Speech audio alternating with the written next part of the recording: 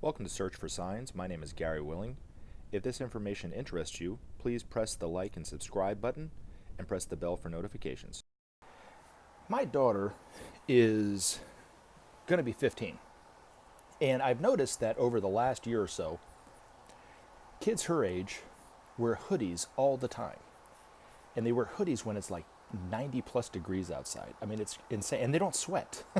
I mean, I'm wearing a t-shirt, shorts, and flip-flops, and I'm drenched, it's just weird. And they'll be walking outside on the street. It's bizarre. I don't know if you've seen this, and I'm jokingly saying this, but, maybe kids today are evolving to the global warming.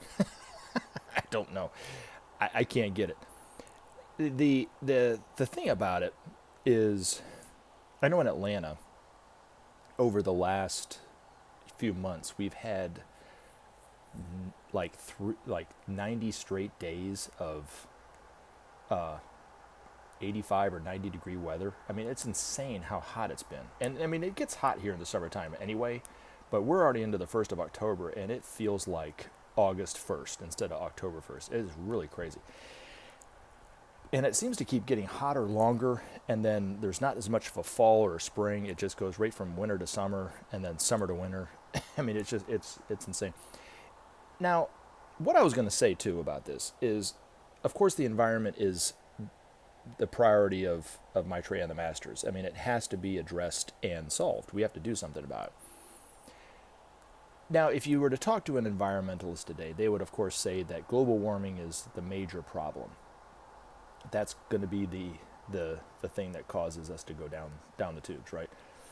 Well, the Masters would agree to a point. Okay, they're not going to say you're totally wrong, right? They say that they don't say that global warming doesn't exist or climate change doesn't exist. But what they would say is that it's not the biggest problem that we have to tackle environmentally. It is the nuclear radiation out there. Now, scientists are working in the dark just like everybody else, and they're describing the nature of God in the same way that, in the opposite end of the coin than let's say a religious person today would do. The problem is that we don't know a lot of stuff, and a lot of stuff we're guessing. So that creates the distortions out there. It's distortions in science, scientific truths and principles, and it's also as the same as it is in spiritual or religious principles as well. Same distortions, right? Because we're not 100% accurate on anything. For instance, getting back to the nuclear discussion here, right? Well, the average scientist would say that there's nothing more than solid, liquid, and gas physically. That's it, right? Well, in most of these videos, I say that soon we will discover this, or one day we'll find this out, or this technology, that kind of thing, right? Well, we have actually already discovered the fact that there's energy above and levels of physicality above gas. It's called the orgone, or the etheric. Wilhelm Reich, who was a contemporary of Sigmund Freud, actually, he was a psychoanalyst, for some reason decided to try to invent this thing that could detect energy fields around matter. And he called it the orgone. He discovered it scientifically and proved it scientifically. It was a tremendous discovery that most people are totally unaware of. But it proved that there's energy above matter, or around matter. He called it the orgone. Now, the Space Brothers and Maitreya and the Masters would say that it's actually, the orgone should be subdivided into 4 levels of the etheric above gas. So there's actually 7 layers of physicality that we will eventually discover as a mainstream theory, or mainstream truth, right?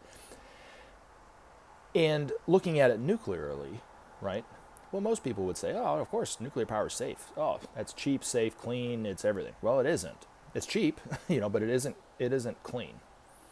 Because if you looked at a Geiger counter and you put it right up on the wall of a nuclear reactor or nuclear storage device, right? it wouldn't register anything because it only registers radiation up to gas. Well, imagine standing right next to a big pile of radioactive material like uranium or plutonium without any kind of protection. Would you do that? Would that be a smart move? You know what I'm saying? Of course not, right?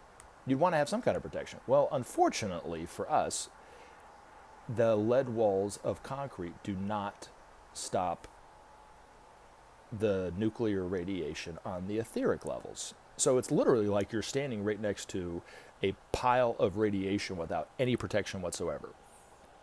Now, ignorance is bliss, so if you believe in a Geiger counter, by all means stand right next to it, but I wouldn't do it very long because that's what, that's causing the problems out there. The masters are saying, and Maitreyas are saying that it is the single nuclear pollution is the single biggest killer on the planet. It's killing humanity off. And so therefore it is the single biggest peril that we have to address and face and solve before we can do anything, really, before we can even tackle climate change. Because as bad as climate change is, you can't do it when you don't have an immune system. You can't really tackle very much when you're sick, right? So we have to address this. Now, the good news is, too, is that the Space Brothers have been helping us since we developed nuclear power to help alleviate a lot of the destruction that it's having on our bodies and the environment. Now, they can only do so much. We have to learn not to do this. So they are only doing it within karmic limits. But I was going to say this, too. If you ever watch shows about aliens on History Channel or something like this, every once in a while they'll talk about this, but it's an important point that there's a lot of nuclear sites that have UFO sightings in and around it over the last few decades. I mean, it's incredible. From military vessels that are powered nuclearly to nuclear silos or whatever, have all these UFO sightings. And most people are, that are on these shows think it's the aliens are trying to assess our technology, which is not the case. They already know how backward and using stones and wood our technology is. What they're doing is they're cleaning up the radiation in and around those areas to help, make it not so bad for the environment is what they're doing. And so, again, humanity has got that wrong again. They look at this and they look at these UFOs, oh, they're assessing our technology. We get it wrong almost every single time. Almost every single time. And I think it's really going to take the masters to really kind of point us out of the dark, like, hey, man, you guys are walking right into a wall. No, this is a hallway. No, that's the wall right there, right? I can see you guys are blind, right?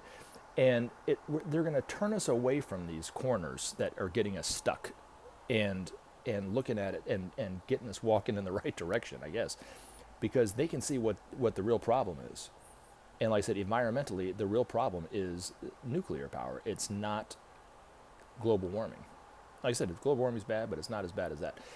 And when Maitreya starts ramping up his message on TV, he is going to address the world and the world leaders that we need to shut down all nuclear facilities immediately. The good news is that we already have the technology. We already have the infrastructure. All these plans that these masters have in place for the immediate future, we already have it, the infrastructure in place to take care of it. We don't have to invent the wheel to get this done. We've already got it in place. They already have a technology that will be a substitution for the way that we process nuclear power today. We already have it. It's just slightly more expensive. So again, the people will have to force the governments of the world to create the legislation to, force these companies to not use that type of technology. And it might be a little more expensive and they might lose a little profit here or there, but in the end, it will be better for our health and the health of the environment. So, thank you. And as always, take action. Help SOP save our planet. Thanks for listening, and we look forward to talking to you again in future videos. Have a great day.